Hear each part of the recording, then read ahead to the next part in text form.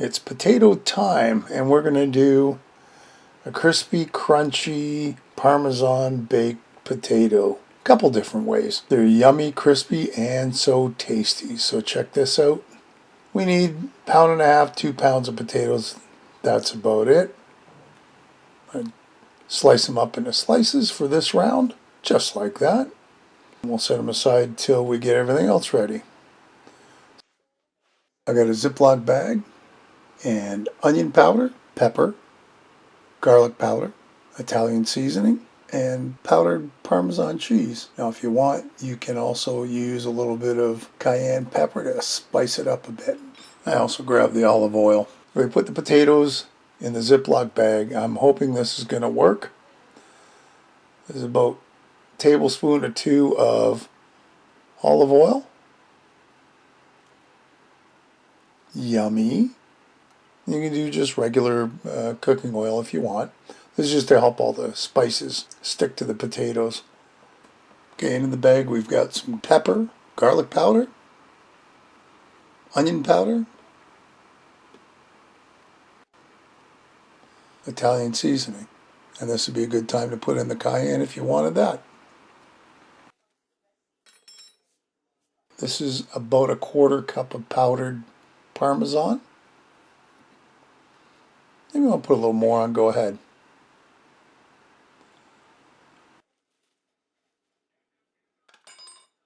We zip locker, and now we're going to mix it all up. Just like you would chicken. Unfortunately, a lot of this stuck to the bag, so I think I'm going to use a bowl for the next one. I thought it was a good idea, but it's just as quick to use a bowl, I think. And there we go. We open this up. Grab a baking sheet with some parchment paper, and if I did this right, everything should fit on that pan.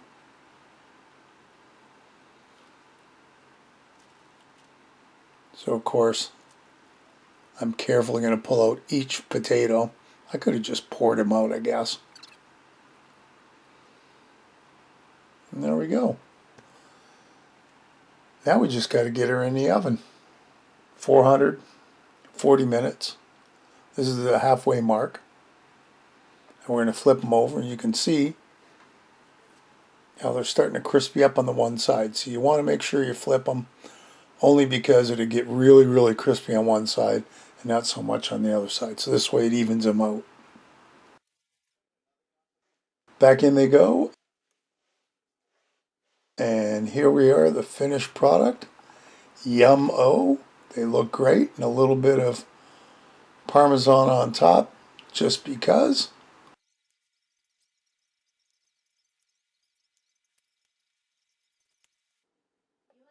And there you go. How simple is that? And they're really yummy. It's a nice switch on regular potatoes. Okay, let's get on to our next one. Now this is basically the same thing. Got a bunch of small potatoes. I'm going to wash them up and dice them up. If I can get them all off the cutting board.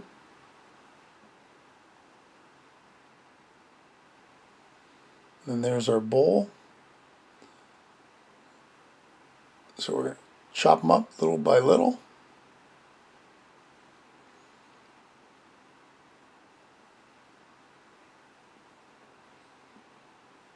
And the one thing about chopping them up small in a bite-sized piece like this, you kind of get a good look at the potato in case, every once in a while there's a part I don't really care for. And two, maybe you have too many potatoes or not enough. Well, you can usually tell by how much you have once you're done chopping everything. Well, there we are. Our potatoes are ready to roll. Let's get the cutting board out of the way.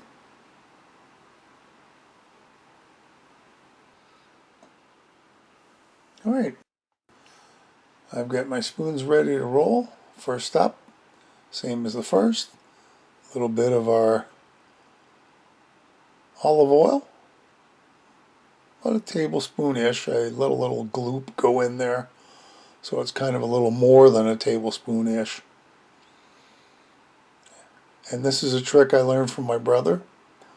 This is how you mix up potatoes without actually using a spoon or anything. You just kind of give them a little flip. I haven't quite mastered that, doing that in a frying pan. One day I will. A little bit of pepper. Once again, if you don't like it too spicy, go easy on the pepper. That's garlic powder. So I did about not a tablespoon, a teaspoon each. That's onion powder. And that is Italian seasoning. So we'll mix all that together. Make sure it's all incorporated in with all the potatoes. And then here's our 1/4 cup-ish of Parmesan. We'll just use it all. There's a tablespoon left over. Let's get it out of the way. Mix her all up. Looks yummy. Let's get it over to a pan. Once again, another baking pan. And there's our potatoes. We have just enough room on this pan for the potatoes because you want to make sure they're all nicely spread out. The same as the last. 400 degrees. We're going to go about 40-45 minutes. Take them out at the halfway point. Flip them around. And then when they're done, they should look like this. Of course, instead of just putting a little bit of powdered Parmesan, I got the shreddy stuff to throw on. About 1/3 of a cup, I think. And we'll put it back in the oven to let it warm up a bit. And now it's all nice and melty. About 10 minutes. Cool down enough. I got to try one. Oh, they're good. And there we go. We'll put that on a plate. And they're just as good as the first batch. So here they are together. And I hope you enjoyed these. They look great. They smell fantastic. And it's time to dig in. Enjoy. Hey, another great recipe. I hope you'll give it a try. Leave me a comment below, one way or the other. Listen, if you haven't subscribed, hit the subscribe button and hit the bell because that'll tell you the next time I upload a video. Feel free to share this and any of my other videos. And thanks for stopping by and watching. We'll see you next time. Bye-bye.